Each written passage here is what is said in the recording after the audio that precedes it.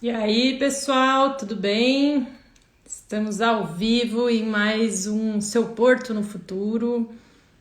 Hoje vamos falar sobre cidades do futuro. Vai ser uma conversa muito bacana com a Mariana. Ela vai contar um pouquinho para nós sobre todo o conhecimento. Oi, Maura! Todo o conhecimento que ela tem em relação ao urbanismo, arquitetura, e vai ser bem bacana. Deixa eu convidar ela aqui. Ela já tá a postos, que eu sei. Então hoje de manhã já fiz uma pré-live com ela que foi bem bacana. Ao mesmo tempo que a gente vai ficar agora, a gente ficou de manhã para acertar os conteúdos. Estou com a minha colinha aqui. Oi, Mari! Oi, tudo bom, Flá? Tudo, e você? Tudo ótimo, tudo tranquilo. Que bom. Então tá bom. Então, primeiro de tudo, eu queria apresentar a Mariana. Primeiro, vou falar quem ela é profissionalmente, depois pessoalmente, que é muito especial. Então, ela é arquiteta e urbanista, como eu falei, e o foco dela é muito na área de urbanismo, né, de desenvolvimento de empreendimentos imobiliários que olham para as cidades em transformação. Ela mora em São Paulo também, trabalha no escritório de arquitetura lá, daí ela vai poder contar um pouco melhor para nós, mas vai poder trazer vários cases bem do que está acontecendo agora, né, pra gente. E aí a parte que é mais legal é que ela é minha prima, eu não contei antes, senão vocês iam dizer que era Xuxa. Então, é prima, prima mesmo, prima, irmã, então vai ser bem especial. Primeira Com live certeza. familiar aí. Com certeza. Obrigada pelo convite, Flá. É um Mas a prazer falar aqui. admiração de profissional, assim, né? Tipo, Mutuamente não é falando. só porque tá prima, não é só porque é prima que tá aqui, né? Porque é Com profissional certeza, com certeza. mutuamente. Mutuamente. Obrigada pelo convite. Estou super animada aqui. Acho que vai ser E super legal o nosso papo. queria que você contasse um pouquinho para o Claro. pessoal aí a tua trajetória, um pouco de como que é, o que que você faz, né? Que você consegue explicar melhor que eu. Com certeza. Bom, gente, então, primeiro, boa noite. Obrigada pelo convite. Obrigada a todo mundo que está assistindo. Estou super animada de estar aqui. Então, eu vou contar um pouquinho da minha trajetória. Eu sou, como a Flá falou, já sou arquiteta urbanista, sou formada na USP. Sempre trabalhei com o mercado imobiliário, então, principalmente na área de desenvolvimento de estudos de viabilidade, que é a área inicial do projeto, quando a gente recebe uma informação de um terreno do cliente, a gente começa a fazer cenários numéricos, cenários volumétricos, para a gente conseguir fazer o business ter uma cara de arquitetura. E aí, a hora que isso já está montado, a gente passa adiante para as equipes de desenvolvimento, que daí efetivamente vão dar o corpo pro empreendimento. Paralelamente a isso, eu tenho uma formação, um mestrado em Londres, numa escola super bacana que foi responsável pela formação de vários arquitetos muito legais, contemporâneos, assim, que são grandes mestres, então é muito bacana ter eles como colegas nesse sentido, que é na Architectural Association, e minha formação com distinção em Housing and Urbanism, né, de habitação e urbanismo, que então tem muito a ver com isso que a Flá estava falando, de como a arquitetura ela tem um impacto multiescalar, multifatorial, como uma coisa muito complexa, e como a arquitetura tem um impacto muito grande no urbanismo, né? Que é uma coisa que eu tento trazer para essa vivência de mercado imobiliário que eu tenho. Paralelamente a isso, fui tutora em vários workshops internacionais ligados à Architectural Association, e hoje em dia eu dou aula num curso de arquitetura, cidade e mercado imobiliário na Universidade Presbiteriana Mackenzie, aqui de São Paulo. Então tô aí com múltiplas frentes, sempre ligada a isso, um universo de arquitetura, urbanismo, entendendo como o mercado imobiliário entra nesse universo e como que a gente pode fazer, no fim das contas, cidades melhores e mais justas, mais inclusivas. Então, o objetivo final é esse, né? Mais acessíveis, né? Que a gente estava falando muito. Mais acessíveis, exatamente, Legal. exatamente. Então, vamos lá. vamos começar com o nosso conteúdo, que eu tô com uma colinha aqui, porque a gente falou tanta coisa que eu Fala fiz mesmo. cola. Assumo. Quem sabe faz ao vivo e cola no papelzinho de vez em quando. É isso aí. Então, primeiro, acho que a reflexão que fica, né, o grande fato mais recente que aconteceu como humanidade para todos foi a pandemia, né? E a pandemia, ela trouxe uma série de mudanças em diversos aspectos. Já fiz live aqui sobre moda, já fiz live sobre varejo, já fiz sobre mercado imobiliário. Em todos esses setores, né, houveram mudanças relativas à pandemia. E aí eu queria que você falasse para a gente um pouco assim o olhar de vocês que estão pensando o negócio arquitetura, né?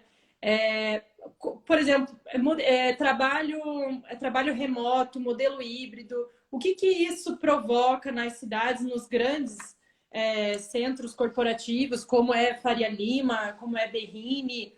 Você tem operações comerciais como restaurantes que atendem essas regiões. O que acontece com isso? As lajes corporativas, o que acontece?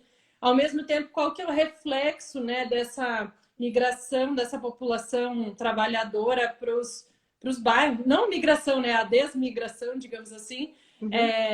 desenvolvendo os bairros menores que não estão nos grandes eixos. Queria que você contasse um pouquinho para a gente aí como que vocês olham para esse cenário. Uhum. Bom, a pandemia de fato foi algo que trouxe questionamentos completamente novos, né, para a gente.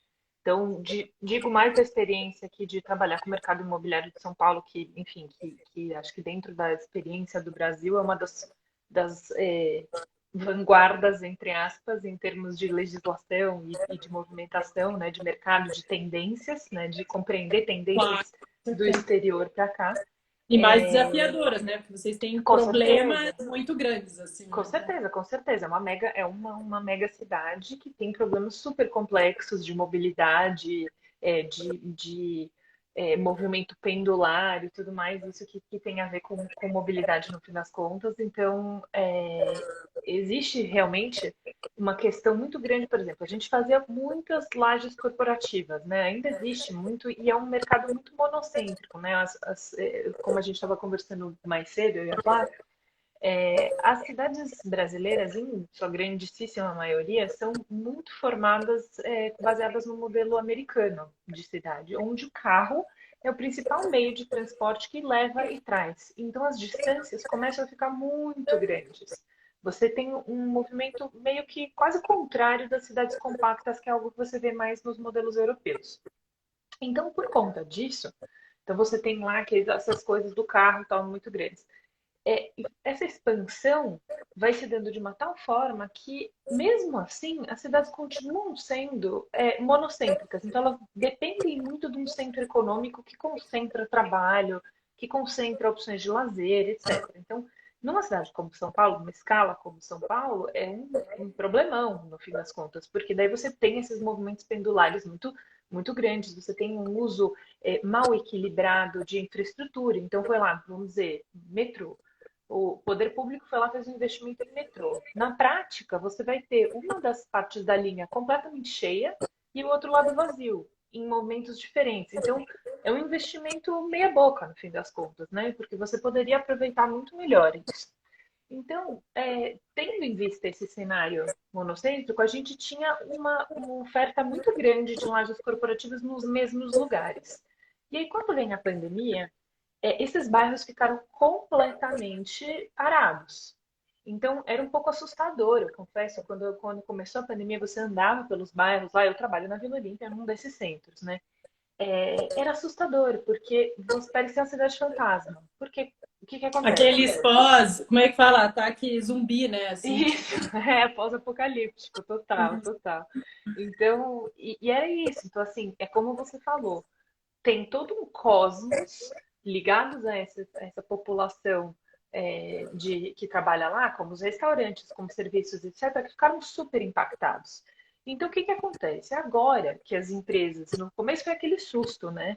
O meu escritório mesmo foi uma coisa assim, uma quebra de paradigma enorme. A gente nem sequer cogitava fazer trabalho remoto. E hoje em dia isso é uma realidade, a gente está migrando para um sistema híbrido, a gente ainda gosta muito da convivência e da troca pessoalmente, mas é perfeitamente possível você fazer e ter um desempenho excelente estando de casa ou de qualquer outro lugar que você opte por trabalhar, né? Então, existe uma tendência agora que o mercado não estava pronto, que é uma vacância dos espaços corporativos, né? O que você Uhum. faz com essas lajes todas? Então, você vê grandes empresas, Facebook, PepsiCo, enfim, N outras empresas que, no fim das contas, elas acabam falando, não, eu não preciso ter a mesma quantidade de locais. Esses locais de trabalho, eles começam a ser rotativos e eu começo a ter menos necessidade de lugares. Então, eu tinha lá, vamos dizer que eu alugasse 5 lajes, eu passo a alugar 4. O que, que acontece com essa uma laje? Uhum. Então, isso é uma coisa que o mercado não estava pronto, porque o trabalho do mercado, basicamente, é entender tendências para o futuro, né? Então, eu, como E arquiteta, o eu futuro penso aconteceu do dia para a isso. noite, né? Foi exatamente isso, exatamente isso. A gente tem uma noção do que vai vir, né? A gente vai ter uma interpretação da legislação da época, pensando nos produtos que vão vir, porque tudo isso é mercado futuro que a gente faz. Eu faço um projeto que vai ficar pronto daqui a 5 anos, né? Sim. Então, o que aconteceu? Qual foi a mudança de social que pode acontecer nesses anos, né? Obviamente, isso eu estou falando do empreendimento ainda de nem tão grande porte. Empreendimentos de maior porte têm tempo de desenvolvimento de projeto e de construção muito maiores. E Então, é aí ainda mais mercado futuro. a gente tem questões, como a gente falou, hoje a gente é uma geração. Agora, a geração que vai Isso, entrar daqui 15 anos trabalhar, o que essa geração isso. valoriza? O O que que ela ela quer. quer, né? Como ela vai aceitar chegar no trabalho? Então, vocês estão respondendo perguntas que vocês nem sabem ainda. Então, são Exatamente, desafios muito exatamente. grandes, né? Muito Então, grandes. não, mas exatamente. Então, por exemplo, eu trabalho na Flávio Gasperini, que é um escritório super grande, super consolidado aqui de mercado imobiliário. Esse ano faz 60 anos, inclusive. Que Super legal. legal, todo mundo que quiser ver, entra um pouco mais lá. Tem no site da Flávio, tem uma. Depois a gente pode marcar. Tem um acervo super legal, tem dezenas de milhares de metros quadrados construídos, então vale bem a pena Tá estar sempre pensando o nessa futuro há vanguarda. É 60 isso, anos, né? exato, pensando a futura 60 anos e se reciclando com isso, né? E a gente teve a oportunidade de estar envolvido com um projeto que foi recentemente aprovado e agora está super na mídia, que chama Radial 3, que é no Tatuapé, que é uma região que tem muita gente que mora aqui, que é na região leste de São Paulo. Então, imagina São Paulo lá com toda a sua pluralidade, todo o seu tamanho, tem uma parcela muito grande da população que mora na região leste e que vai trabalhar na região sul. Então é muito longe, é um deslocamento terrível, um super trânsito e tal. Então, existe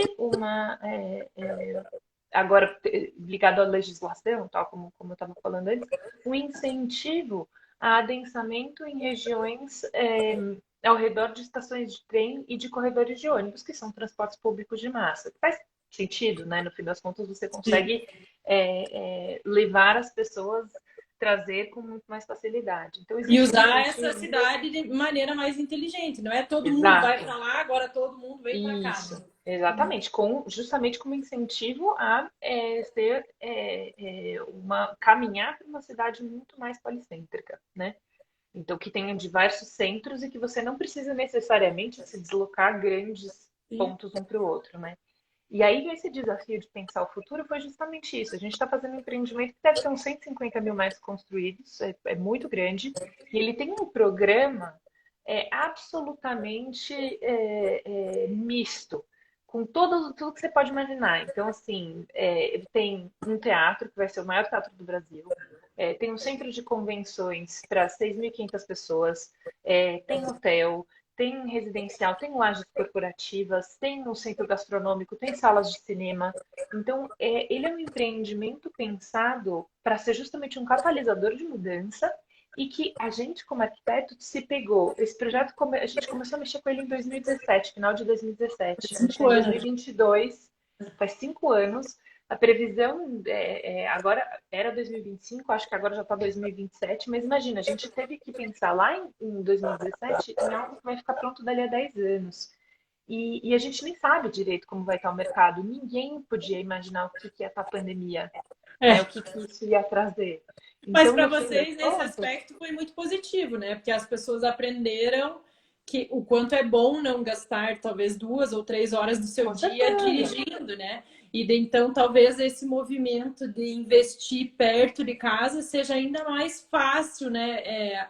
A gente cria alguns bloqueios mentais, eu acho, na maioria das vezes. Tipo, não, tem que ser assim. Então talvez, tipo, isso já desbloqueou e vamos, e Com ou certeza. novas empresas, talvez até a gente estava falando, por exemplo, um iFood, que é gigante, né? Que tem sei lá quantos mil colaboradores. Abre 4, 5 escritórios, né? E onde seja Isso. mais conveniente, porque a gente sabe, home office quando você mora sozinho, muito fácil. Home office quando você mora com 2 crianças e você não tem um escritório fechado, é impossível. Então, Sim. ou você mata a criança, ou Uhum. você se mata e não sai nada, né? Claro.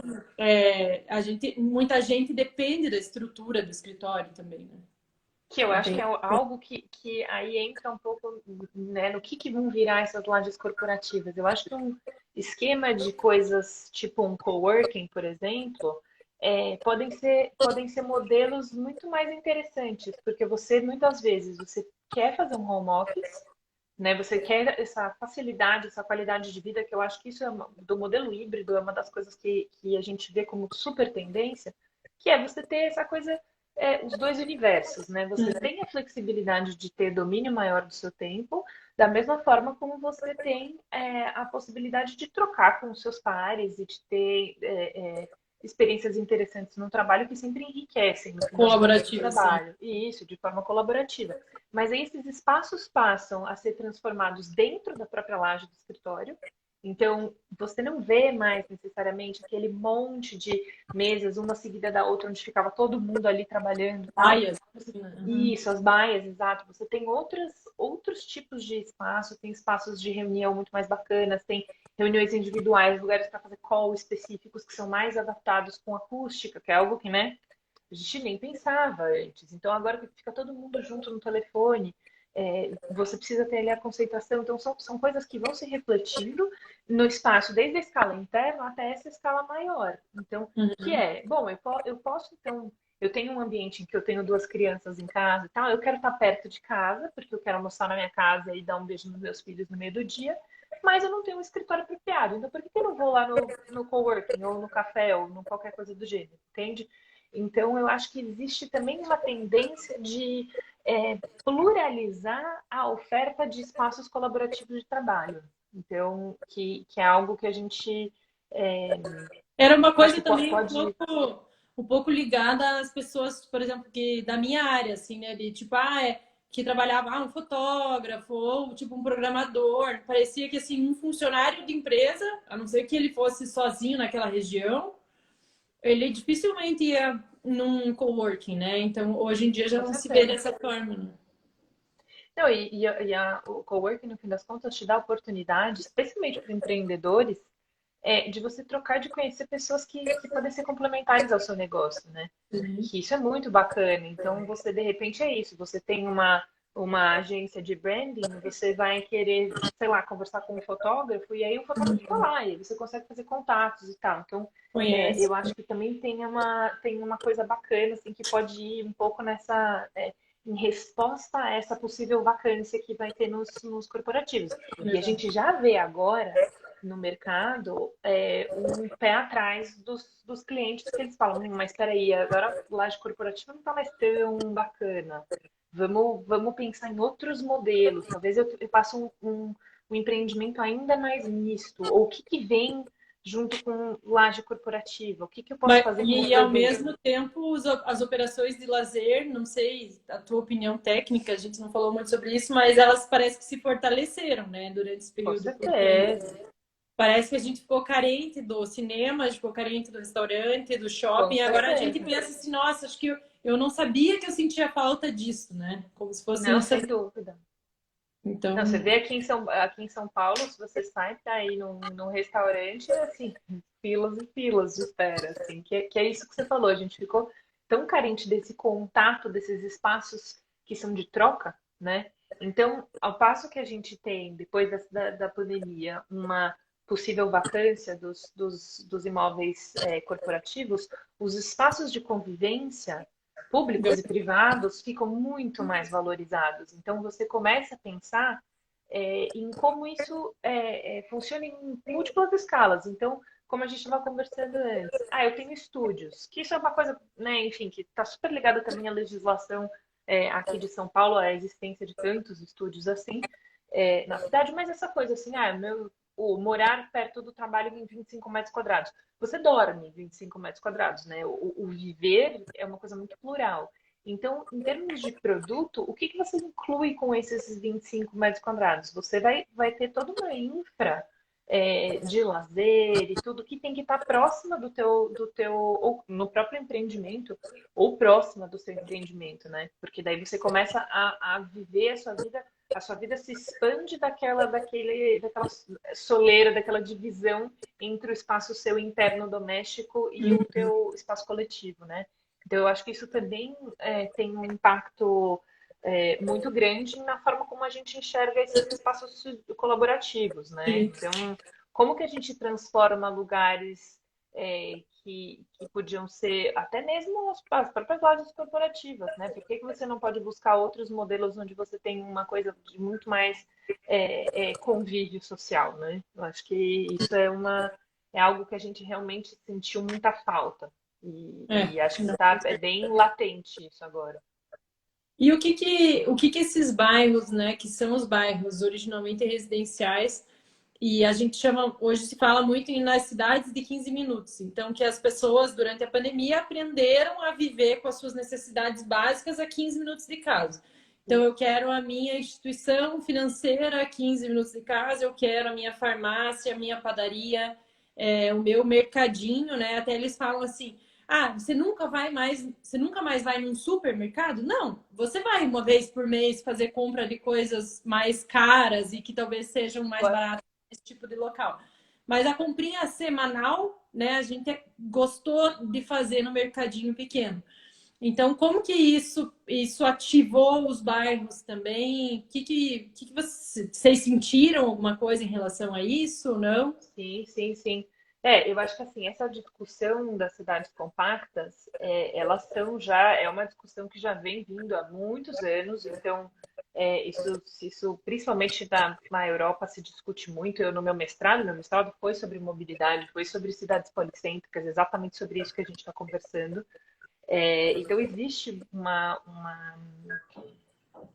todo um vocabulário ligado a essa questão, né? E esse desejo de você fazer, que é isso que a gente estava conversando. Uma cidade que é mais policêntrica, que você tenha esses círculos de 15 minutos e que você tem esses vários centrinhos, ela vira uma cidade muito mais equilibrada, muito mais justa, muito mais inclusiva, muito mais integrada, onde você E tem até mais uso. interessante, assim, né? Com De você, certeza, com você se certeza. identifica com o Bexiga lá, que é um bairro mais Isso. italiano, e a padaria vai servir, sei lá, o teu sanduíche de mortadela que você gosta. Isso, exatamente, exatamente. E a gente vê aqui várias, essa coisa do bairrismo, vamos dizer assim, é uma coisa super comum, porque justamente numa cidade tão grande quanto São Paulo, tão plural, acaba que assim, esses centros, esses centrinhos, eles existem em uma escala menor, porque não tem trabalho ainda. Você tem serviços, mas você não tem trabalho. Então, o movimento que a gente vê agora é de trazer trabalho, efetivamente. Que Que é o para que você segura, né? Uhum. isso, que é o que segura e que limita esse êxodo diário que você tem. Então, esse empreendimento mesmo, ele é no Tatuapé, que faz parte da região leste de São Paulo. Então, ele faz parte de uma série de empreendimentos que buscam justamente mudar essa questão de oferta de trabalho no Tatuapé. Então, você antes só tinha, sei lá, salinha comercial, e aí a salinha comercial vai no oposto do que a gente estava discutindo de coworking. Você no seu microcosmos ali, na sua micro salinha e tal, que é o oposto de você ter um espaço mais colaborativo, né, de Uhum. troca. Então, é, essa oferta de trabalho a gente vê agora com muito mais desejo por parte do mercado, porque no fim das contas tem que valer a pena financeiramente também, né? Claro, sim. Então, a gente vê agora, por parte dos desenvolvedores do mercado imobiliário, um interesse maior, sim, em ofertar trabalho e ofertar opções de lazer, principalmente também, nesses bairros, nessas subcentralidades, para tentar fazer com que esse movimento seja um catalisador de mudança mesmo. Então, existe essa série de empreendimentos do Tatuapé, eles entram com uma super, que aí era outra coisa que eu acho que é muito legal, que tem a ver com o universo agora de marca de comunicação, que é você tem que vender e criar uma ideia de um novo bairro, com uma outra forma, com um outro interesse. Não basta ser só, você não está vendendo mais só Você vende um lifestyle ali, você né? vende lifestyle, exatamente. Você vende um estilo de vida que está ligado à possibilidade de você viver naquele empreendimento. E isso de estilo de vida está super ligado à forma como a gente socialmente se organiza, né? Então, eu vejo isso com muita força, essa venda de estilo de vida por parte do pessoal do mercado imobiliário nos nossos clientes e na forma como as empresas têm se comunicado com os compradores, sabe? Sim, com certeza. É o que você falou, porque você criar um movimento novo para um novo bairro é difícil, né? Então Com você tem que certeza. jogar muito alto no conceito para pegar os early adopters lá, né? E falar, cara, Isso. eu sou. Até a gente estava falando ali que houve recentemente uma revolta aí na internet que o chefe Rodrigo Oliveira, né? Que é Rodrigo. chefe do restaurante Mocotó, recebeu um comentário de uma seguidora falando que ela foi no restaurante dele com 16 pessoas, que ela foi extremamente bem atendida e tudo, mas que ela não entende como ele tem um restaurante em uma zona tão Uhum. perigosa e mais uma palavra bem complicada, assim. E que ele deveria rever a localização do restaurante dele, que é localizado na Vila Medeiros. Dela, você deveria abrir aqui no bairro Tatuapé, que é mais seguro, que é mais desenvolvido. Ele falou, não, é justamente por isso que vai ficar aqui para a gente desenvolver essa região, para a gente melhorar essa região, né? Isso. Então, ele é um movimento conceitual mesmo, né? Com certeza, com certeza.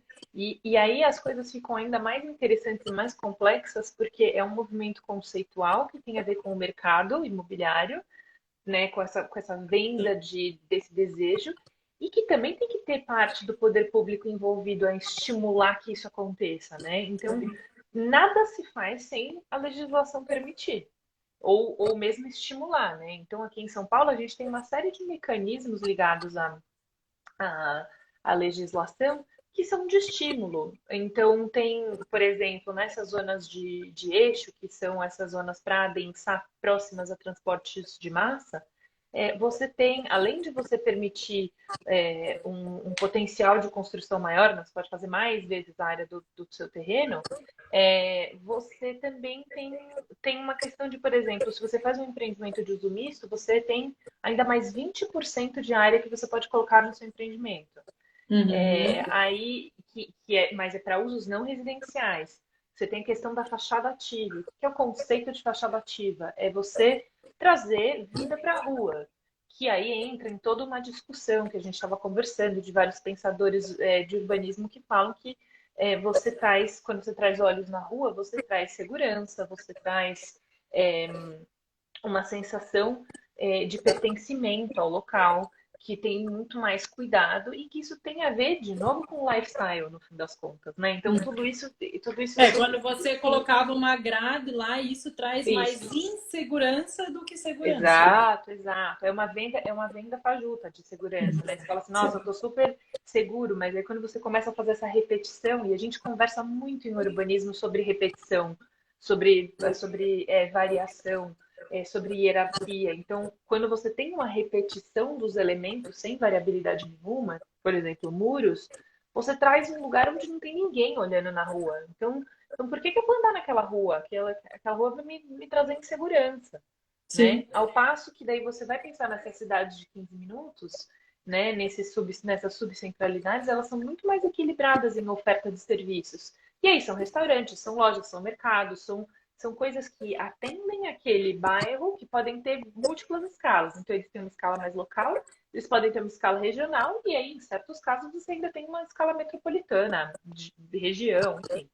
É, e que tem super a ver com isso de segurança, no fim das contas. Então, a cidade compacta, ela também tem isso, de você evitar aquele modelo de subúrbio onde você não tem nada de serviços e fica uma coisa muito insegura que você tem esse êxodo diário também, que é uma coisa muito desgastante. Numa cidade como São Paulo, a gente tem dados que as pessoas demoram, assim, em média, 3 horas e meia do seu dia no trânsito, o que é uma insanidade, entendeu? Assim, Joga a vida fora, nos né? dias de hoje, por isso que também o trabalho híbrido fica uma coisa tão sedutora. Se o cara que demora 3 horas e meia, ele vai ter 3 horas e meia, ou para trabalhar mais, o que muitas vezes acontece, ou para o próprio lazer, para o próprio tempo, né? Que eu acho que isso é uma coisa maravilhosa. Eu agora, no meu caso, como você falou, sou mãe recente, para mim ter a oportunidade de ficar 1 hora ou 1 hora e meia a mais com a minha filha por dia já faz uma super diferença. Então o modelo híbrido dá super certo nesse sentido, sabe? E isso vai tornar você mais engajada para que o trabalho híbrido funcione, né? Com certeza, sem dúvida alguma, sem dúvida Uma alguma. lutadora do trabalho híbrido. Com Que legal. certeza. Deixa eu ver o que mais que a gente falou. Ah, a gente falou que antes um dos atrativos, não dos atrativos, mas hoje as legislações dos novos empreendimentos, elas colocam um limite máximo de vagas, né? Então isso é uma mudança de conceito também. Então a gente fala aí, até eu assisti um evento do Rock in Rio recentemente, chama o Manorama, para quem quiser consultar, é gratuito, está disponível no YouTube, tem muita conversa legal. Foram 16 horas de conteúdo, bem, bem legal mesmo. E dos assuntos eram as cidades do futuro, e eles falaram que 95% do tempo os carros ficam parados. Então, assim, a cidade do futuro é uma cidade mais colaborativa, né? De carros, por exemplo, Uber, ou carros. Tem como você falou lá, um empreendimento do tamanho desse que vocês estão fazendo. Ele pode ter lá 30 carros que as pessoas dividem. Então, às 10 horas, a Mariana vai ter uma reunião em tal lugar. Isso parece até ridículo hoje em dia, né? Na época que eu morei, a gente pegava um carro para ir na reunião do cliente. Hoje em dia, nem aqui em Ponta Grossa a gente não pega mais, que é bem mais perto. Mas, enfim, sei lá, vai fazer uma visita numa obra mais plausível. Então, faz mais sentido ter carros colaborativos ou carros autônomos também, como eles mudam esse olhar para a cidade. Os carros podem ficar girando o dia inteiro lá e pegando e tirando pessoas, né? Ou eles falaram também que 70% das cidades são desenhadas pensadas nos veículos e só 30% pensada na convivência das pessoas. Então, a partir do momento que o carro sai de cena, a gente até falou brincando, né? Que quando a gente fala assim, quem não tem TV em casa, os móveis ficam virados para onde, né? É mais ou menos isso. E se o carro sair, o que a gente vai fazer com as ruas? O que a gente vai fazer com a organização de cidade que a gente conhece hoje, né? Porque ela não vai mais fazer sentido do jeito que ela é pensada hoje, né? Não, e isso é uma coisa muito, muito forte, porque quando você discute mobilidade no urbanismo, a primeira coisa que você fala de hierarquia. E hierarquia viária, principalmente, óbvio, e que tem a ver com não só o tamanho da rua, mas como aquela rua, as fachadas daquela rua se relacionam com a rua em si, né? Então, é, por exemplo, você vai pensar numa grande avenida, né? Sei lá, na Avenida Paulista, por exemplo. Você tem uma série de equipamentos públicos que estão ligados e plugados nessa grande avenida. Ao passo que numa outra avenida, numa outra via local, você tem um outro tipo de trânsito. Num bulevar, você tem outra coisa. Então, o léxico que a gente tem urbanístico relacionado à rua, né? Tem rua, bulevar, viela, travessa, enfim, tem várias coisas e cada uma delas tem um significado, porque justamente a hierarquia da cidade está baseada nessa diferenciação dessas ruas, né? E como que os objetos, a repetição dos objetos arquitetônicos está relacionado com esse espaço. E E aí, o que que acontece? Na hora que você está falando de hierarquia, a hierarquia tem super a ver com orientação. Então, a gente tem lá dentro, impresso no nosso cérebro, como se orientar numa cidade olhando, observando hierarquia. A gente até estava falando mais cedo que, assim, por exemplo, Veneza. Veneza é uma cidade que é composta basicamente de vielas. Então, é muito difícil você se achar. Porque são cidades onde essa noção de hierarquia que a gente está tão acostumado não acontece da mesma forma como a gente está acostumado, de fato. E isso está ligado muito com o ambiente viário e de modais de transporte, né? Na hora que você começa a fazer assim, carros autônomos, onde você não necessariamente você tem uma inteligência artificial que vai pensar quais são os melhores caminhos. Você não precisa necessariamente de uma grande avenida para fazer isso. Uhum. O que que acontece com carros que você. Carros autônomos de novo? Você não necessariamente precisa de uma rua, de um leito carroçável. Você pode estar tudo no mesmo plano, de pessoas circulando com o carro, e aí isso ser uma velocidade reduzida. Então, só essa noção de rua, na hora que a gente pensa numa rua, a gente pensa o leito carroçável e a calçada. O que que acontece se eu Eu nem perco isso, sabia que né? existia esse leito carroçável. Veja. É, Isso, então. Então, o leito carroçável é justamente onde passam os veículos, né? E aí tem a calçada, e a rua é composta por essas duas coisas, minimamente, né? Pode ter canteiros, enfim, as outras coisas todas, mas então imagina uma rua onde não tem o leito carroçável, você tem um grande plano onde você circula.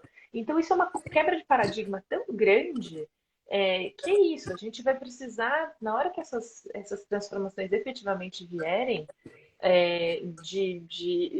disso que a gente estava falando de carros ou de outras formas de você circular na cidade. A gente estava conversando, quando o meio principal é bicicleta, por exemplo, como você vê lá em Amsterdã ou em outras cidades holandesas, como isso se reflete, né? Então, essa noção de hierarquia é algo que a gente vai precisar trabalhar e adaptar nas nossas cidades, porque querendo ou não, não é que assim de um dia para o outro São Paulo vai deixar de ter isso, né? Porque tá aí, a infraestrutura urbana E tá, vai tá ter que ter definida. incentivo, né? Como você falou. Então, por Isso, exemplo, vai ter um desconto para comprar a bicicleta. Então, você tem desconto no, isso, no IPTU porque você compra uhum, uma bicicleta. Então, é isso. vai existir uma série de pequenas coisas que vão acontecer que vão levar àquela transformação, né? A ciclovia da Marginal Pinheiros, ela foi feita como contrapartida do empreendimento imobiliário.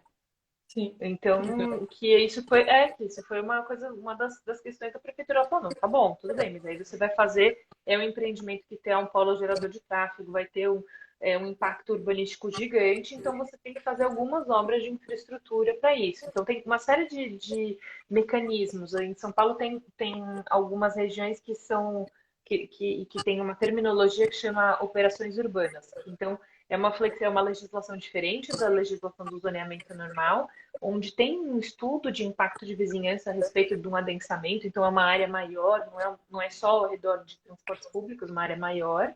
A Faria Lima é uma operação urbana, por isso que ela bombou tanto que o que é. Aí tem a Água Espraiada, que é uma continuação, que vai mais ainda para o sul, que também está ainda bombando, porque a Faria Lima está quase acabando, não tem mais estoque de nada, não dá Não mais, tem mais o que não dá mais para fazer. construir. Exato, tipo, chegou no limite de adensamento do que o estudo tinha sido feito, né?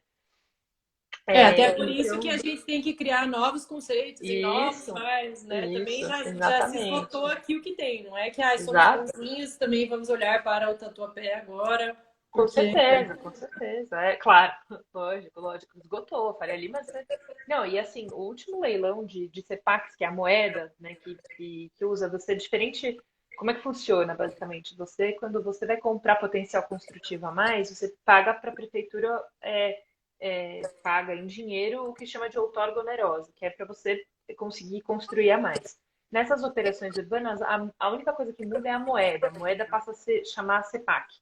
E aí você tem leilões de CEPAC.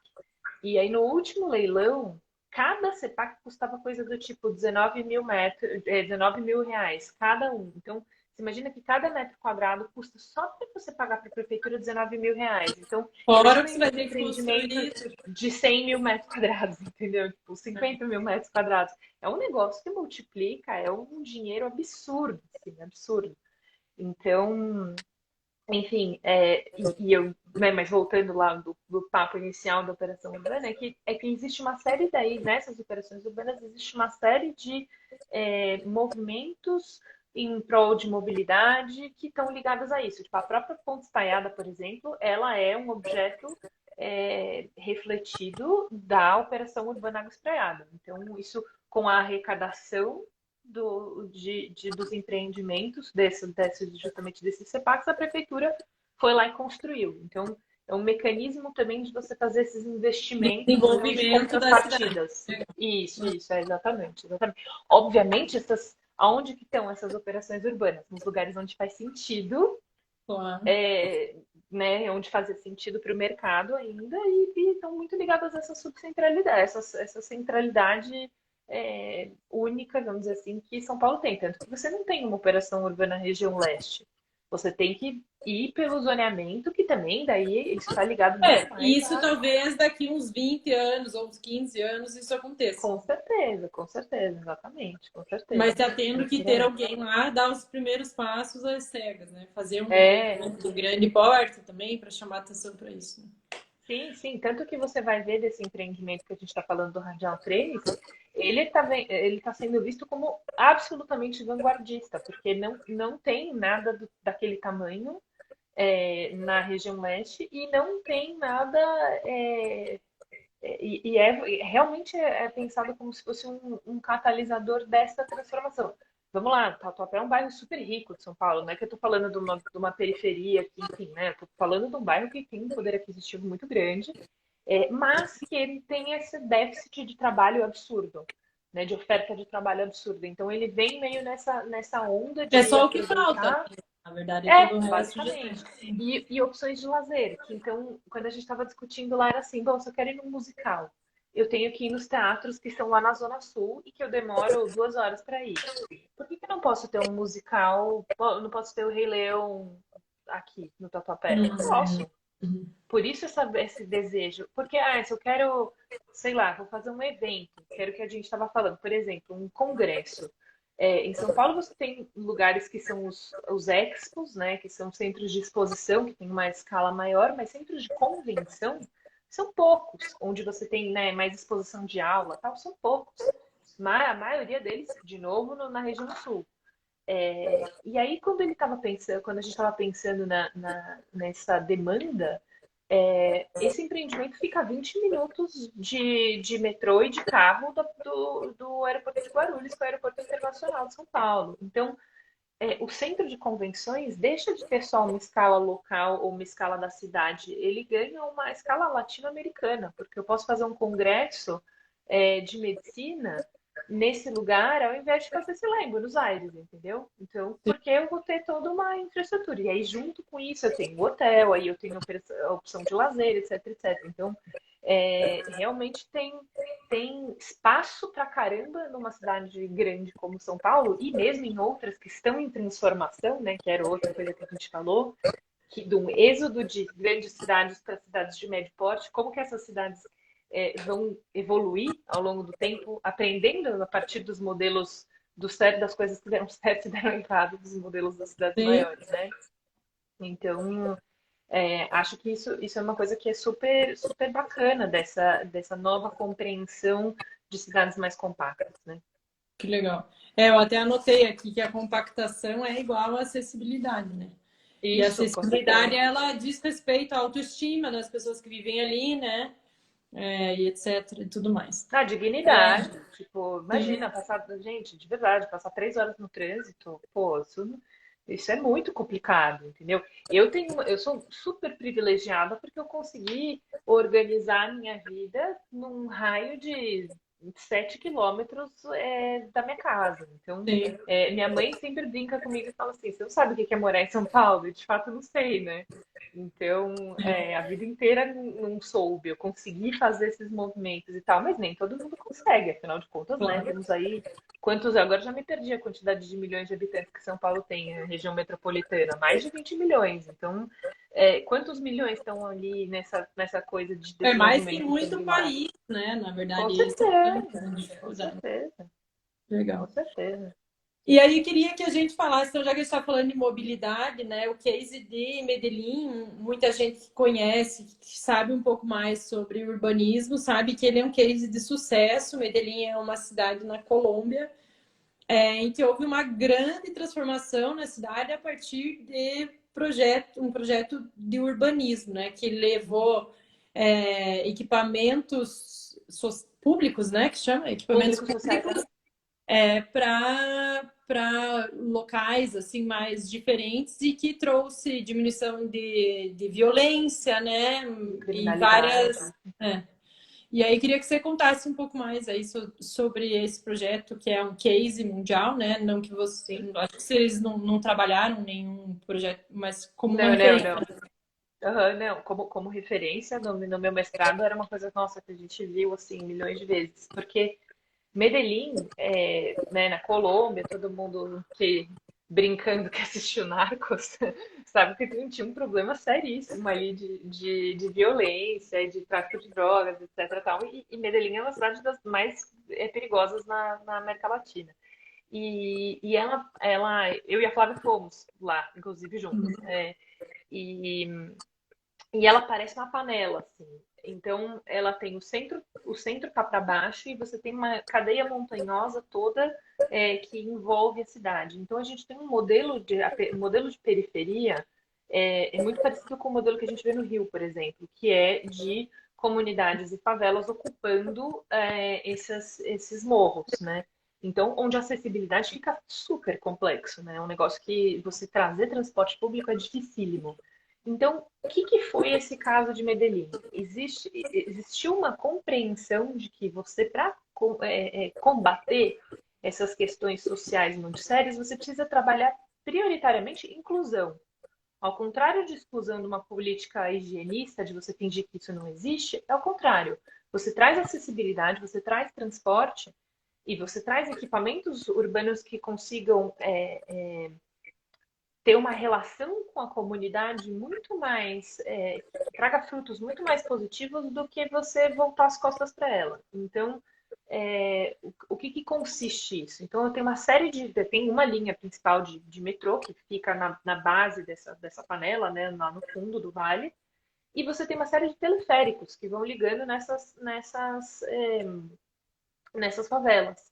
E próximas a cada uma dessas estações, você tem equipamentos sociais. Então, você tem bibliotecas públicas, você tem centros de educação, você tem centros esportivos, que foram criados de uma forma tal que rola um engajamento muito grande com aquela população daquele local, inclusive de cuidar daquele espaço. Então, ele é transformador do ponto de vista social. Isso está super ligado com mobilidade. Ele só funcionou também porque você tem mobilidade. Então, e é uma experiência, assim, sensacional. Assim, eu fiquei super frustrada porque a gente foi, eu queria ir numa biblioteca e a biblioteca estava fechada, enfim. Mas a experiência de ter pego o teleférico, ido num lugar onde dificilmente, se eu morasse morando aqui em São Paulo, se alguém falasse assim, vamos lá sei lá, na Rocinha, eu ia falar assim, o que eu vou fazer na Rocinha? Uhum. Né? Então, por quê? Mas Nesse isso é espírito de uma ideia assim super inovadora. Tiveram que super. peitar todo mundo que disse vai dar errado, que não deve ter sido de Exato. pouca gente, né? Exato.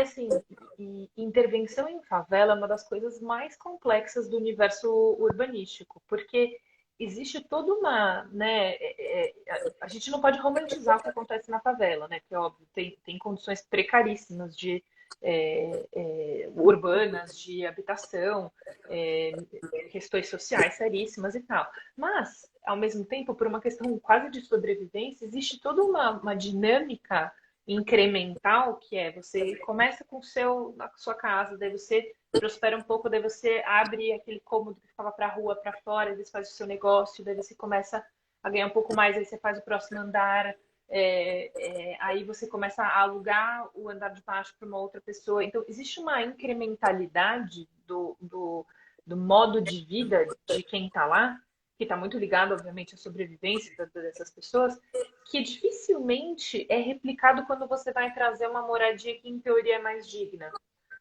que são modelos que são muito rígidos, porque você precisa ganhar escala. Então, você vai fazendo vários predinhos ou várias casinhas que são copia e cola, né? Você vê aquelas coisas que a gente tinha na época do Minha Casa Minha Vida, que você vinha aquele monte de casa, tudo igual, que aí a gente, de novo, entra naquela questão, hierarquia. Você não tem hierarquia nenhuma. Como é que eu acho a minha casa dentre Uhum. milhares de casas? Tipo, qual que é a diferenciação daquele espaço para mim? Eu não tenho serviços, eu não tenho a possibilidade de abrir meu negócio, eu não tenho a O ponto possibilidade de do expandir a ônibus minha está a família. 15 quadras da casa. Isso.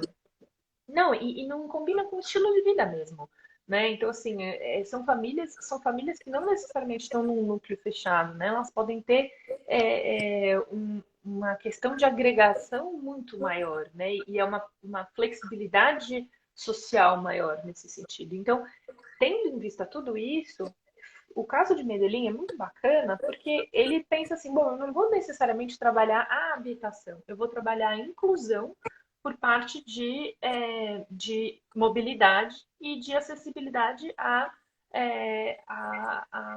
educação e a esportes, etc. Então, é um caso super interessante que é justamente isso. Ele sai um pouco dessa caixinha, desse paradigma puramente habitacional e encara o problema de intervenção em favela e de segurança pública, por consequência, é, como algo muito mais plural, muito mais multifatorial E que e pessoa, que daí, toca várias. as pessoas a cuidar das pessoas, né? É Porque isso. a partir do momento que a pessoa gosta de ter aquela biblioteca para o filho dela estudar, se vier um trombadinha que mora lá É isso. estragar a biblioteca, ela vai dizer, não, você não vai estragar, não. Meu filho estuda nessa biblioteca, né? E aí Sim, ter acaba essa que sensação de pertencimento, as né? pessoas do bem cuidam, né, para que as do mal não estraguem. Então, Isso.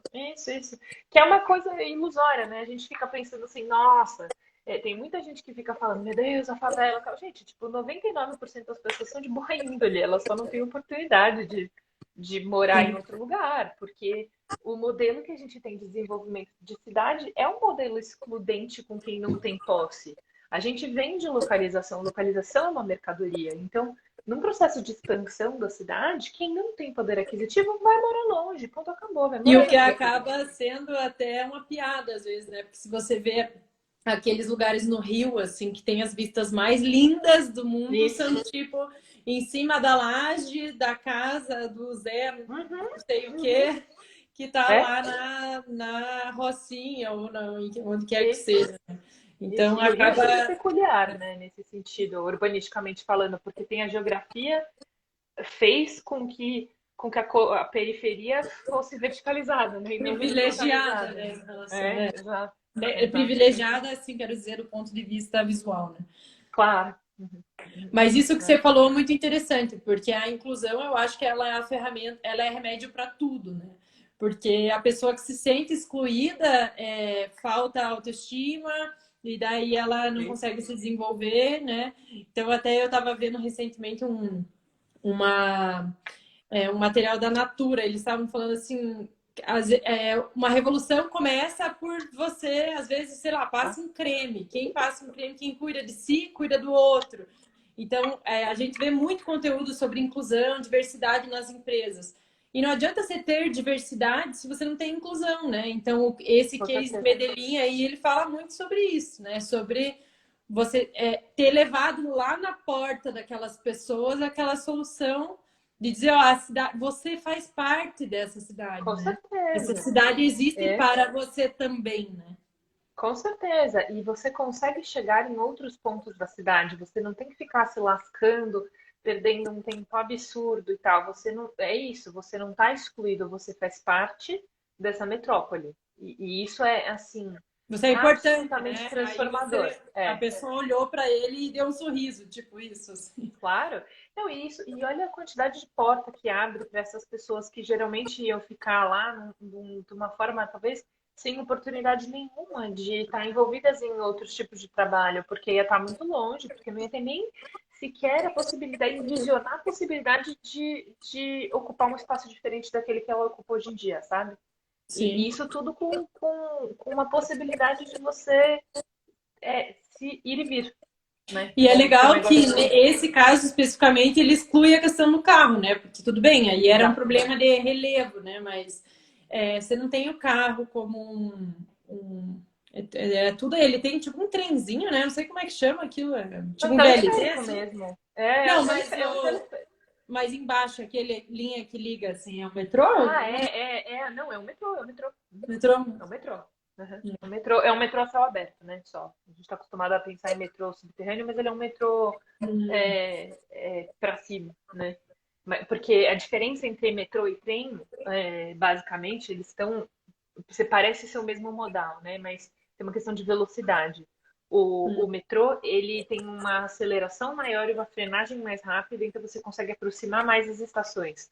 O trem, ele demora mais. Então, o que um metrô, você tem uma distância aí de, vai, sei lá, de 500 a 800 metros entre cada estação, no trem você começa a ter, tipo, sei lá, 1,5 km, 2 km, qualquer coisa assim, por conta da aceleração. Então, é uma questão de tecnologia, né? Porque o transporte sobre trilha é a mesma coisa.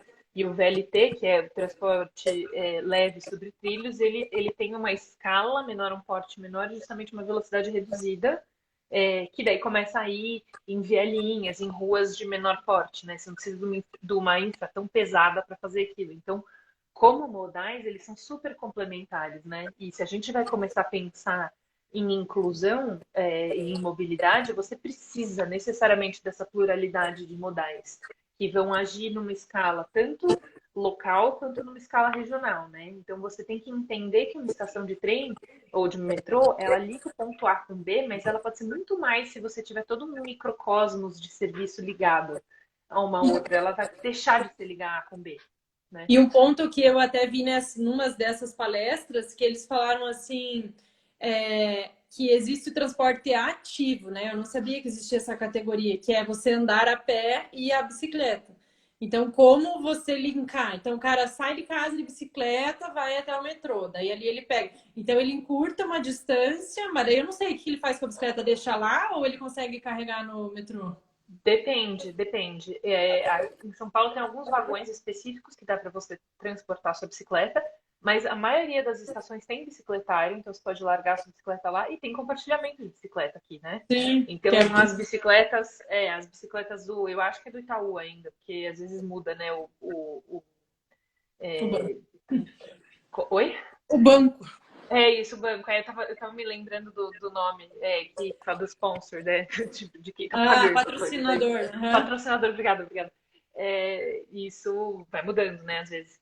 Lá em Londres, na época que eu morei em Londres, era um banco lá que era Barclay, eu acho, se não me engano. E É, aí depois, anos depois que eu voltei, era Santander. Aí eu falei, calma, oi, bicicleta do Santander, sabe, deu uma bugada, assim.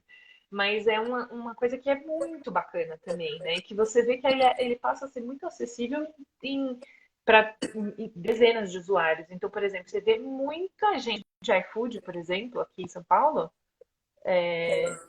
Oi, Flávia, desculpa, deu uma travadinha. aqui não. Não? Não? Ah, então tá bom, tô aqui então só. Você vê muita gente de iFood aqui em São Paulo usando as bicicletas do Itaú, É? porque o cara não precisa ter a bike dele, ele aluga. E é muito mais fácil dele se locomover, porque daí ele pode Eu ficar nas li até, estações específicas. até fica de dica, que é um livro que eu já li faz anos, assim, acho que eu estava na pós ainda. Chama O que é meu é seu. E ele fala sobre compartilhamento. E na época que eu li esse livro, esse era um futuro muito distante. Não tinha Waze, não tinha Uber, não tinha bicicleta para alugar. E parecia assim, tipo, a Flávia tá querendo se livrar de um sofá. E a Mariana tá precisando tanto de um sofá. Daí tem um aplicativo que fala para a Mariana que a Flávia quer doar o sofá dela. Coisas assim básicas, né? E que hoje a gente vê vizinhos vendendo roupas, essa economia, até a Moquinha falou aqui, ó, futuros sair transportes que integrem e que impactem o menos possível o meio ambiente. É isso. E isso não só, né, na área das cidades. Então a gente vê aí, até vi um case interessante essa semana. A CIA colocou dentro da loja da CIA um quiosque de um brechó onde você leva a tua roupa usada e Que isso gera legal. crédito para você comprar. Então, assim, as soluções de Upcycling, business, né? elas vão ter que ser mais inteligentes sobre o aspecto de meio Com ambiente e de certeza. tudo, né? E isso passa pelos desafios do urbanismo também. Então, eu vou pegar a bicicleta, eu tenho que aproveitar que o cara sai daqui e vai para lá, tem o ônibusinho, tem o, né, como numa Claro. cidade... E isso não é só um problema que acontece em São Paulo, né? Cidades têm diferentes topografias. A cidade onde eu moro é uma cidade que é um desafio, porque é assim, tipo, tudo é Uhum. morro atrás de morro. Então, tipo, vou pegar. Eu até vi um cliente meu uma vez que morou, acho que uns 2 anos, 3 anos nos Estados Unidos e veio com o patinete elétrico dele. Aí eu olho ele assim. Sofrendo. Morreu o patinete, porque não deu conta de subir a subida. Então, Claro. assim, é uma série de desafios, né? Porque às Sim. vezes, geograficamente, não geograficamente, mas topograficamente aquilo não faz Sim. sentido, né? Com certeza. Não, eu acho que uma das coisas mais legais, por exemplo, da bicicleta do Itaú, você vai lá, você pegou de manhã, começou a chover, você não precisa pegar a sua bicicleta aí na chuva e tal. Pô, você vai lá, você, ou pega, chama um Uber, ou você vai lá, anda um pouquinho, anda, pega a estação de metrô, ou pega outra, sei lá, estação de trem. Enfim, então pega um carro compartilhado. Então, as cidades, e eu acho que e o que a gente sofre muito nas grandes cidades, que eu acho que pode ser uma lição super bacana para cidades que são de médio porte, que estão vendo um crescimento exponencial agora pós-pandemia, de pessoas que estão buscando mais qualidade de vida em outros centros, é que a gente precisa pensar transporte de uma forma intermodal, sustentável e com investimento do poder público. Porque assim, fazer rua, gente, beleza, vai fazer Sim. rua, mas o que move as pessoas mesmo é transporte público de massa. E aí pode ser em mil tipos, né? Pode ser como tem em Curitiba mesmo, que tem os ônibus, aqueles Uhum. corredores específicos, que é do BRT, que já é um modelo que eu acho que para Curitiba já está começando a ficar do meu feeling, tá? Não tenho nenhum estudo nisso, mas eu tive uma experiência de um workshop em Bogotá, que tem uma cidade que tem uma Elas são irmãs, né? Na proporcional, né? verdade. Uhum. Isso, a Bogotá foi inspiradíssimo, ele tem um sistema de BRT inspiradíssimo em Curitiba, e agora eles estão fazendo essas discussões para ganhar escala de mobilidade da inserção da primeira linha de metrô. E eu também acho que Curitiba já está passada da hora ali para a gente começar a pensar num transporte público de massa mais eficiente, né? Que atinja mais escala e que consiga ser uma rede, né? A gente pensando em cidades que são super bacanas urbanisticamente falando, que são cases disso, de serem mais justas, de serem mais compactas, de serem mais inclusivas e tal. Londres, onde eu morei, é uma cidade que é muito bacana, é muito plural, mas aí você vai ver a rede de metrô, é uma loucura. Ela é assim, são Centenas de estações, estações. centenas, centenas. Tudo bem, é uma cidade muito antiga e tal, mas que houve sempre um olhar de transporte público de massa. Eu nunca sequer cogitei ter um carro ou andar de carro em Londres. Eu ficava assim, nossa, voltar de Uber era só eventualmente quando você estava voltando da balada, porque o metrô fechou, sabe assim? Porque não tem mais ônibus, porque você precisa de uma. E aí Para você você ter uma parece cidade. que é meio burra, assim, né? Assim, de tipo, nossa, quem anda de carro parece tão antiquado, né? Assim, nossa, quando a coisa É, funciona, né? E aí que eu acho que esse livro fala muito sobre isso, que ele pega no fato de ele dizer para você, cara, é mais inteligente. Então, tipo, se você chega numa reunião, eu falando de reunião de novo, né? Tô antiga, gente. Você chega numa festa lá, num casamento, putz, tô atrasada. E agora tem que achar uma vaga. Cara, que coisa do passado achar uma vaga. Daí você, total. se fosse um Uber, né, ou qualquer que fosse um motorista, ele para ali, você desce, cara, te vira com o teu IPVA, te vira com o teu pneu, com o teu seguro, não quero saber disso. Claro, Então tem uma série de coisas que fazem mais sentido, assim. com certeza absoluta. E aí o que você falou, às vezes consegui uma carona, ou peguei a bicicleta de manhã, de tarde foi todo mundo num barzinho.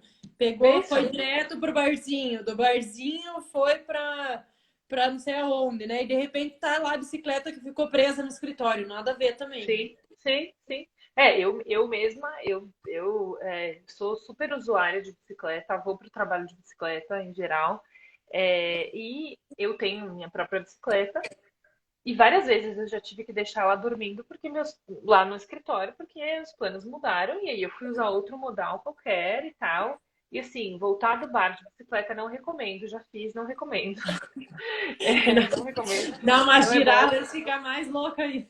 Não é bom, não recomendo. A sua Então, mãe, então espero é. que ela não esteja assistindo isso e que não tenha coletinho refletivo que resolva a pessoa Não beber e tem, andar de bicicleta. não tem mesmo. Mas é isso. Amigos ciclistas, se protejam, usem capacete, usem colete reflexivo, por favor, porque as cidades assim, São Paulo e outras cidades estão ficando mais legais para ciclista, mas ainda é um pouco perigoso. Então, cuidem-se, amigos. É, muito legal. Mas acho que era isso que a gente tinha de pauta. Queria que você me dissesse a pergunta. Olha lá, ó, eu estou ouvindo tudo. Vai dar uma DR. Vai dar uma DR depois da live.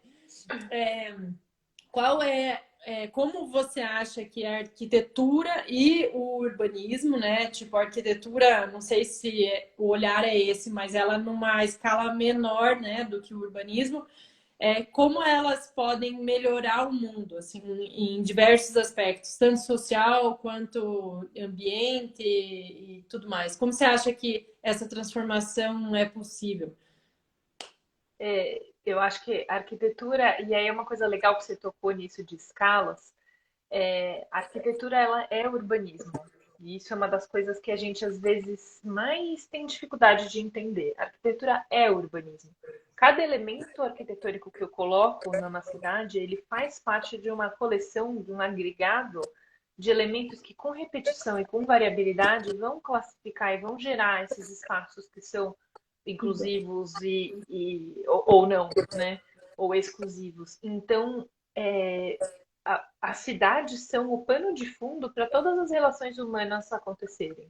Então, o poder transformador da arquitetura, na minha opinião, é um dos mais fortes que tem, porque você consegue, com um olhar cuidadoso, fornecer espaços que sejam que tenham uma qualidade intrínseca e uma qualidade que se espalha, que consegue trazer essa possibilidade de novas relações acontecerem e de essa integração acontecer em múltiplos espaços. Então, a forma como a gente pensa as nossas cidades, como a gente pensa o empreendimento imobiliário, como a gente pensa uma padaria, uma praça, qualquer coisa, tem um impacto enorme no poder de transformação.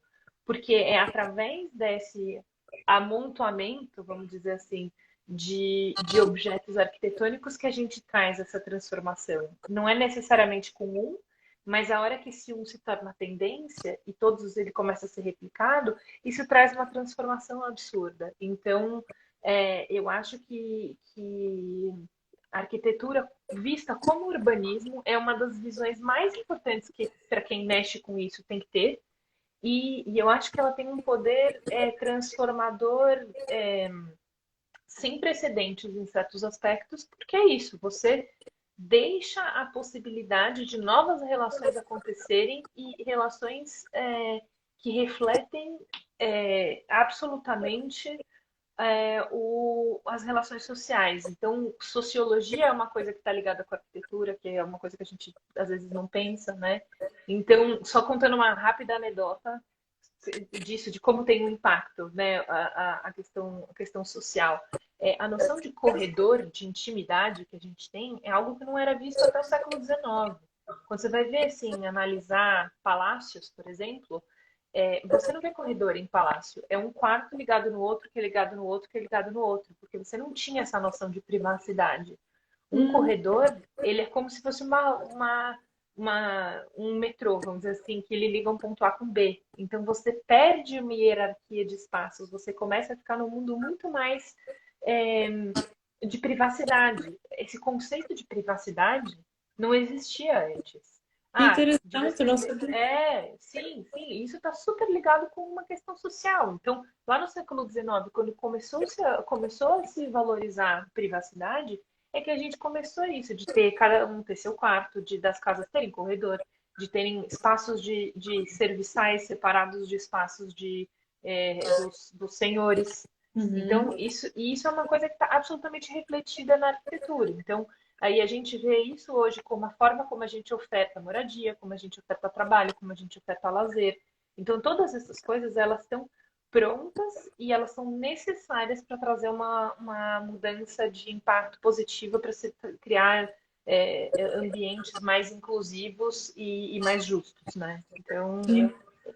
em resumo, acho que a arquitetura é algo assim que tem uma possibilidade de impacto gigantesco. Que legal. Muito legal.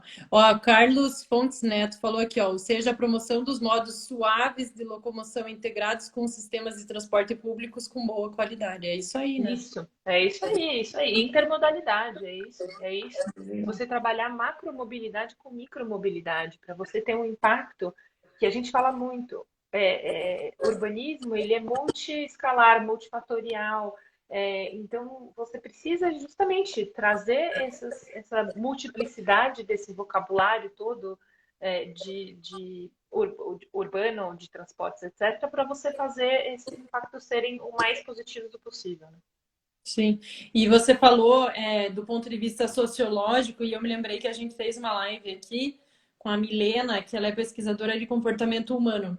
E Ah, ela legal. falou muito sobre antropologia e questões culturais e tudo mais. E aí a arquitetura, ela é fortemente impactada por questões culturais, né? Então Com a gente certeza. vê, por exemplo, igrejas, né, que são lá com ogivas e tudo mais, ou a arquitetura, como a gente falou lá que foi para a Colômbia, lá em Cartagena, existem uma arquitetura mãe lá que são, aí agora eu não sei se eu vou falar a coisa certa, mas as Sem problema. casas têm os pátios, né, Isso. onde a Uhum. vida acontece ali no meio, muito refletidas pela colonização espanhola ou arquitetura japonesa, aí que a gente tem, né,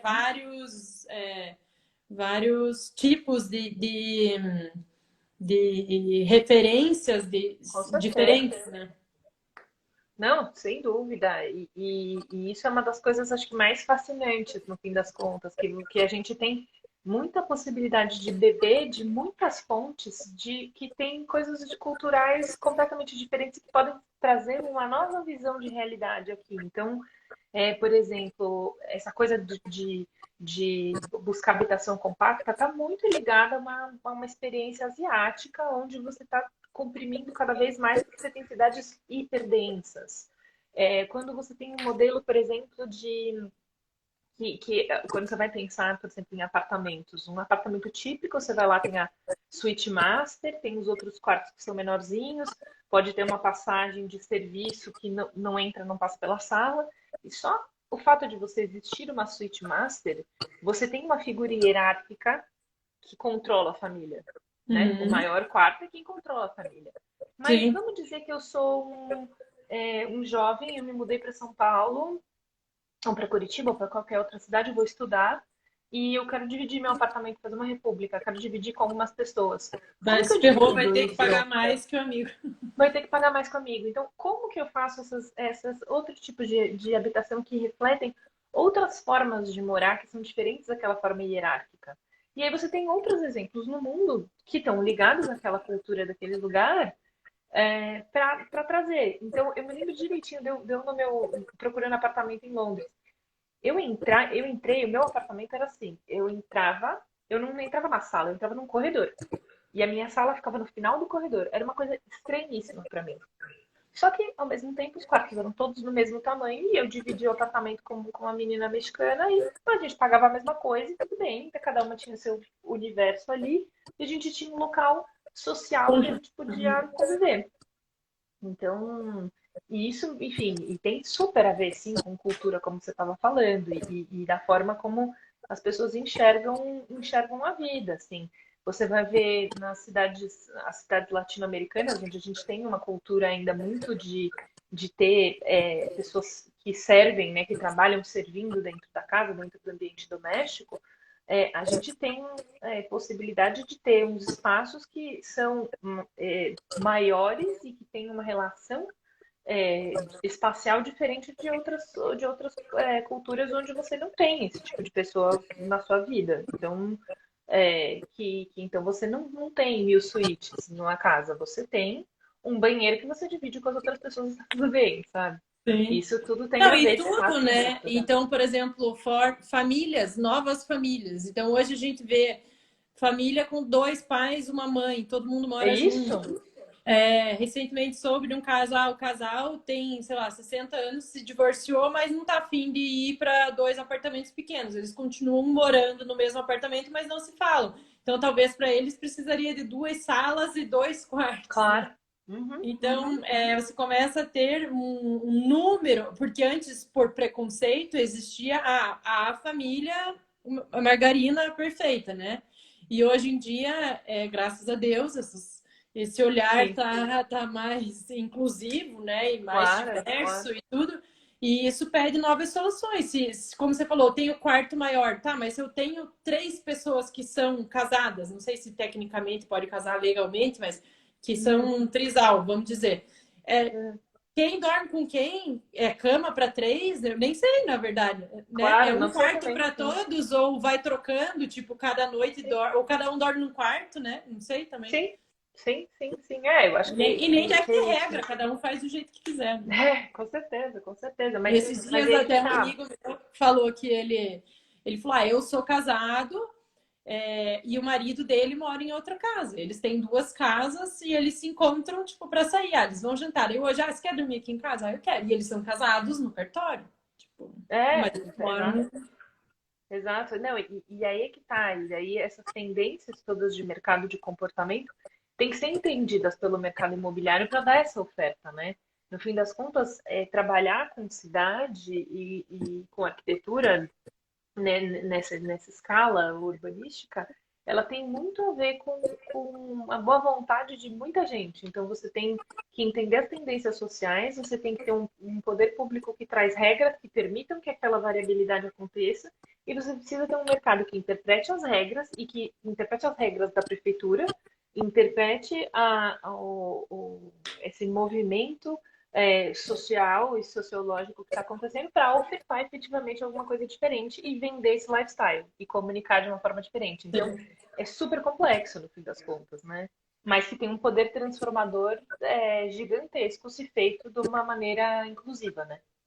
Sim, com certeza. É isso que você falou de olhar para essas várias. Tinha até uma construtora aí, eu não me lembro o nome, não era Max House, que o conceito deles era Uhum. ser mais flexível, né?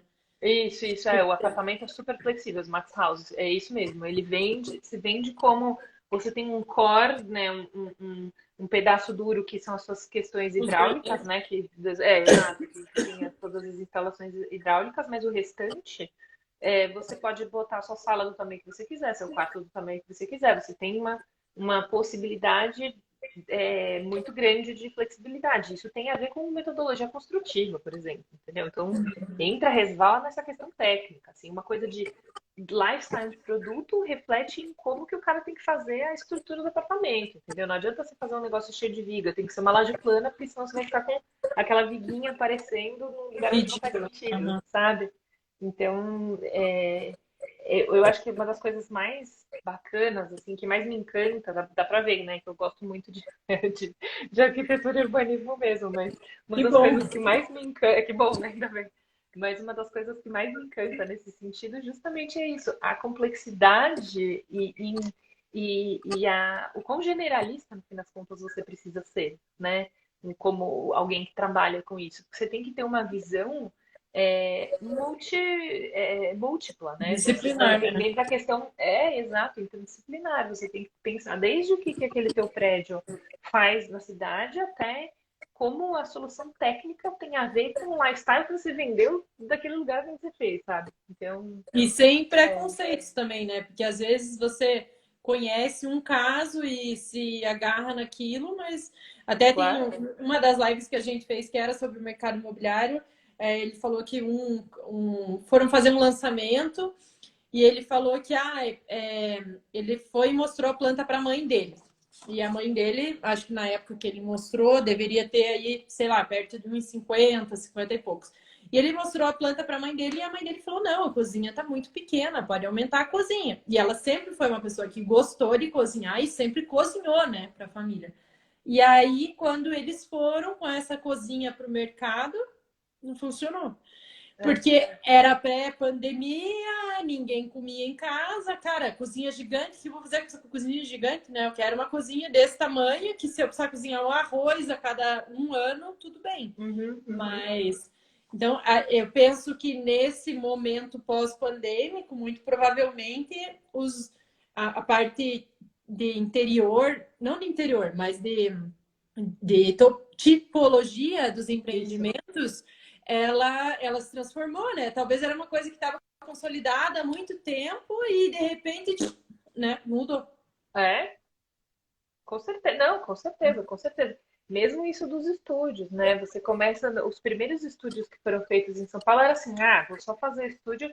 Por que que tem tanto estúdio, né? Porque nessas zonas de transformação de eixo tem uma série de benefícios e de estímulos para você construir é, é, empreendimentos mistos com áreas não residenciais junto, você tem uma questão de adensamento que você precisa de um número X de unidades. Só que ao mesmo tempo o cara não, que é mais ou menos uma média de 80 metros quadrados por unidade, em média, que é proporcional ao tamanho do seu terreno e à quantidade de vezes que você adensa, a quantidade de vezes que você constrói. Mas, então, só que assim, ao mesmo tempo, tem certos bairros que eu ainda quero ofertar um apartamento de 300 metros quadrados. Então, para compensar essa área, eu preciso de vários estudinhos. Então, a gente vê, assim, um mar de estúdios. E no começo, esses estúdios eram assim, não, só faz aí o estúdio, tipo, eu vou vender para qualquer coisa, não vou nem olhar para a área de lazer, por exemplo, e para serviços em geral. E aí agora a gente já vê não, peraí, mas então talvez agora eu precise ofertar um estúdio de pé direito duplo, onde eu possa construir o mezanino e a minha cama tá em cima. Ah, então eu tenho que ter uma área de lazer bacana. Tem Apesar de aqueles você estar house, no... né? Que eles vendem nem Isso, só a área de lazer, mas é uma área de lazer viva, né? Que tem um. isso. Que tem lavanderia coletiva, porque em 20 metros quadrados você não tem onde estender roupa, né? Uma Uma coisa cuequinha. completa.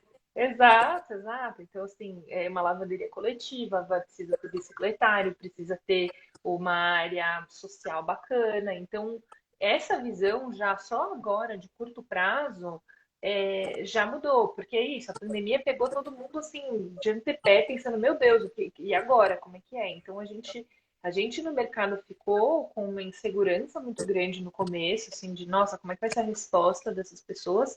Mas aí é isso, agora busca-se cada vez mais exclusividade, ambientes domésticos que sejam plurais, onde tenham esses espaços, onde tem oferta de lazer, nesses bairros onde você tem a condição, ou mesmo nesses empreendimentos onde você tem a condição de aproximar moradia com Ó, e trabalho ou tem um fã lazer. teu, ó, Douglas, Mari, é a melhor.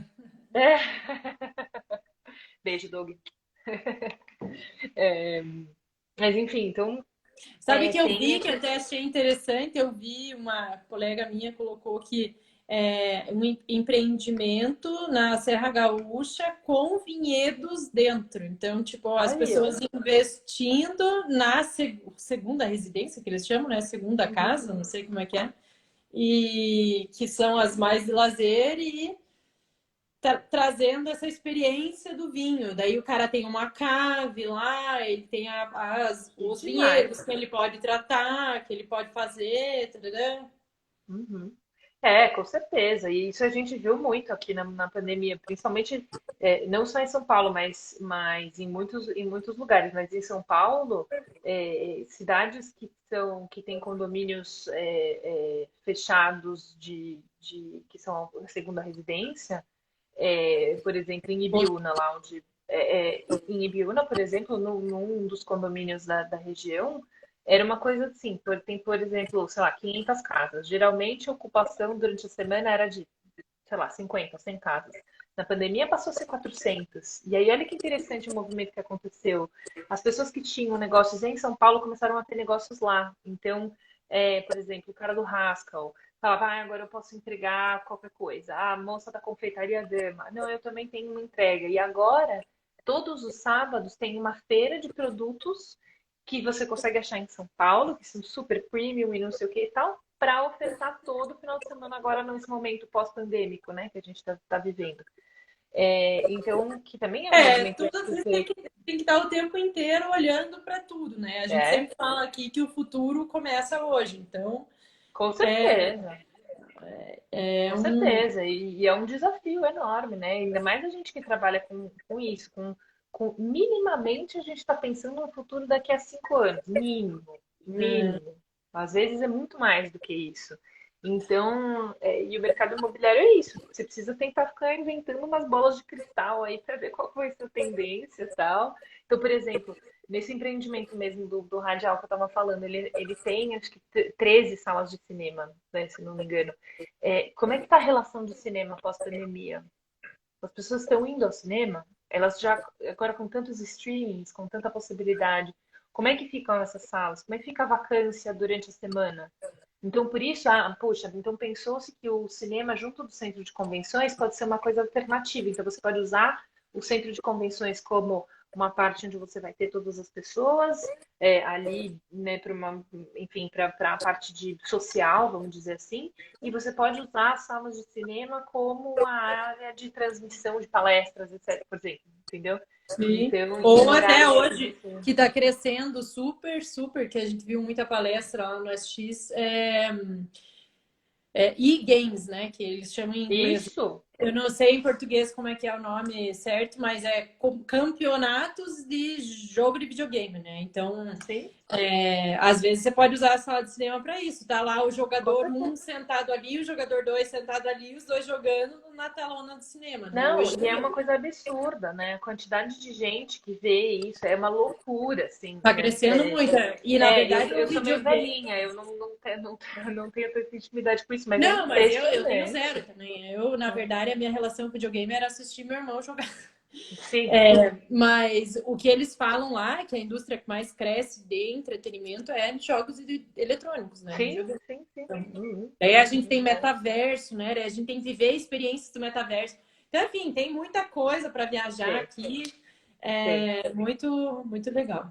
Que massa. Não, Agradeço demais. aí, ó. Você bateu a nossa meta de live mais extensa. Ah, é? Uhul.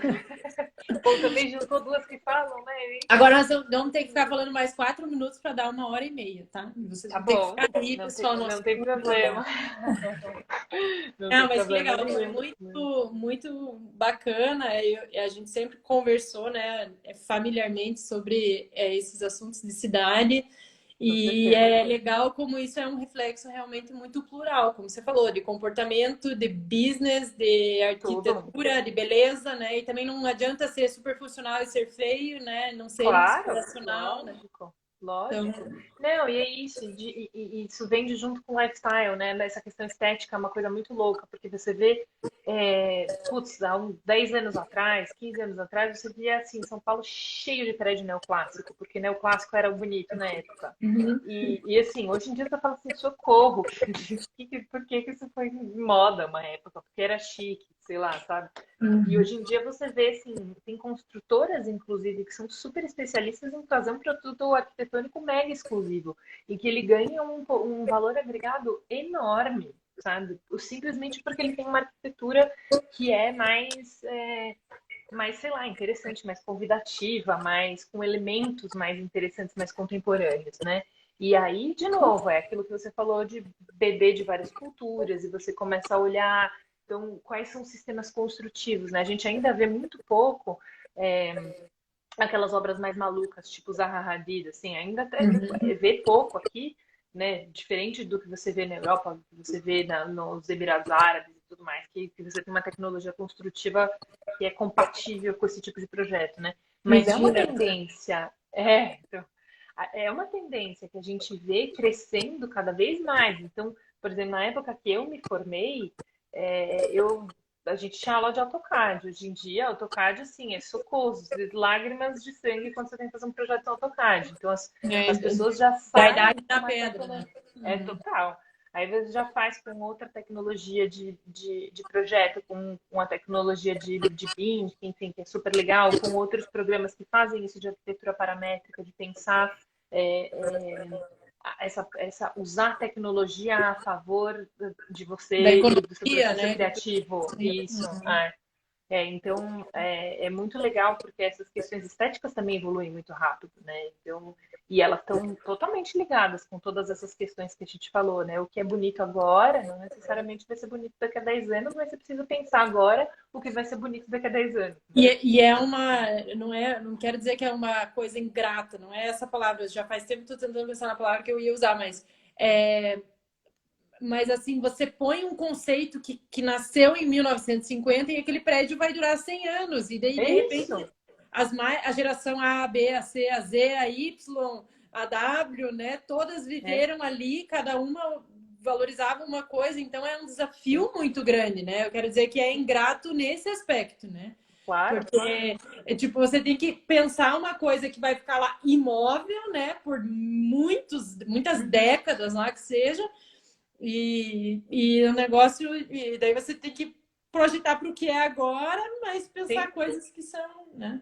Não, e vai ser uma marca daquela visão social daquela época. Você falou do exemplo das igrejas, né? Eu tenho um verdadeiro fascínio de viajar, ver igreja, porque elas refletem muito o pensamento de uma época, né? Então você vê as igrejas góticas. Por que que as igrejas góticas são altas, tem aquela coisa de ser longilínea, vamos dizer assim? Porque a visão de Deus era um Deus que estava lá no alto, E você se longe. sentir pequeno também, né? Isso, para você se sentir pequeno. Aí você vai ver no Renascimento, a proporção das cúpulas e são muito mais humanas. Aí você vai para o Barroco tem uma coisa de Deus opressor, então você vê tudo aquilo retorcido, cheio de Desculpa. ouro e tal. Você entra, você fica, nossa, você dá um peso, assim. Você vai para Viu, e essas de Minas, tem né? uma, como é que é na Espanha? Ai, que raiva, uma mesquita que Uhum, dentro eles construíram uma igreja católica. Então é muito legal, porque a mesquita você vê, você reza na mesquita para lá, né? Então uhum. é abaixado. Então a luz vem de frente, ela não vem de cima. Esse, E aí eles construíram a igreja católica no meio, daí eles quebraram o teto, porque Deus da igreja católica, a luz vem de cima. E eu sim. lembro que quando eu Ah, fui nesse lugar, o guia falou: olha, isso. E o cara, ele falou: a pessoa que tomou a decisão de não demolir a mesquita foi muito. Pensou nisso, né? Obviamente, em dizer, tipo, não, eu vou fazer minha igreja católica bem no meio aqui, só para poder ler, né? E uhum. aí, mas vocês nunca mais vão lembrar que essa aqui, que isso é assim, né? Mas é legal que ali você vê a questão cultural, como o Deus está para Claro, frente, né, na mesquita, e como a sim. luz vem de cima, né? Muito legal, muito massa. Não, é demais, é demais. E é isso, a gente está pensando coisas que vão ficar um reflexo de uma era por Nossa, muitos anos, né? Então, muito. é uma super É, uma- responsa, na é real. melhor não pensar. É uma super responsa. Então, Que é bom legal. fazer coisa bonita, entendeu? Bonita, funcional, que É, reflita a nossa sociedade e que pense no futuro da forma mais inclusiva possível, né? Então, é verdade. Que legal. Agradeço mil vezes, foi muito legal não, foi mesmo. demais. Eu que Foi ó, o agradeço. pessoal Obrigada. batendo palma aqui, mandando Que corações e bom, que bom. falando que foi um conteúdo super interessante e relevante. Galera, Legal, obrigada pela gente. Obrigada, audiência. gente. Mari, obrigada de novo. Foi um prazer Prazer muito foi meu, grande. Flá.